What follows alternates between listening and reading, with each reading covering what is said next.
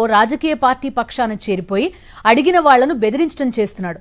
ఇలా ఈ దగాకోరు స్వామి తనపై విచారణల నుండి తప్పించుకుని పబ్బం గడిపేస్తున్నాడు. శ్రీకాకుళంలో శ్రీనివాసానంద స్వామి చేసిన భూ ఆక్రమణలపై గ్రౌండ్ రిపోర్ట్ చూద్దాం.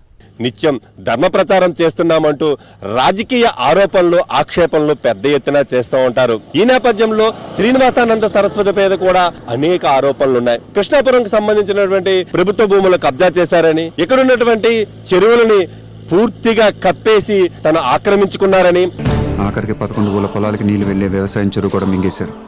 చెరువుని మింగేట ఆయకట్టు రైతులకు అన్యాయం జరిగిందన్నది ఇక్కడ స్థానికంగా వినిపిస్తున్నటువంటి పెద్ద ఆరోపణలు. కాషాయం కట్టుకుని చేతిలో దండం పట్టుకుని కనిపిస్తున్న శ్రీనివాసానంద సరస్వతి అసలు పేరు చింతా శ్రీనివాసరావు. 10th క్లాస్ ఫెయిల్ అయిన తర్వాత ఊరి నుంచి జంప్ అయిపోయాడు. సీన్ కట్ చేస్తే 15 ఏళ్ల తర్వాత ఒకరోజు కాషాయ బట్టలు ధరించి శ్రీనివాసానంద స్వామి అనే పేరుతో మళ్లీ శ్రీకాకుళంలో దర్శనమిచ్చాడు.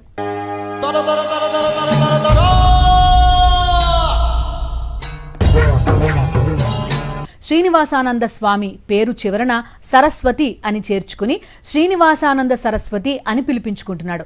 గోపాలరావు బాబాకి ఇది కృష్ణాపురంకి సంబంధించినటువంటి పెద్ద చెరువులో ఒక పార్ట్.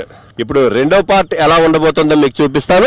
ఇప్పుడు అసలు కథ అంతా కూడా ఈ లెఫ్ట్ సైడ్ ఉన్నటువంటి మనకు కనిపిస్తోంది కదా ఈ భూమి అయితే కృష్ణాపురంలోని సర్వే నెంబర్ 67లో 13వ భాగం.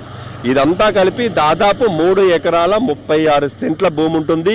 ఈ భూమిలో ఒకప్పుడు అంటే శ్రీనివాసానంద సరస్వతి ఇక్కడికి కాలు మోపని ముందు వరకు కూడాను ఇదంతా కూడా ఒక పెద్ద చెరువుగా ఉండేది. చెరువులో ఉన్నటువంటి భూమి నీరంతా కూడాను ఆ దిగువన మనకు కనిపిస్తోంది కదా కొండ వరకు ఉన్నటువంటి దాదాపు 150 నుంచి 200 ఎకరాల భూములకి సాగునీరైతే అందేది. ఇది రికార్డెడ్, గవర్నమెంట్ రికార్డు పరంగా ఇది చాలా స్పష్టంగా కనిపిస్తోంది.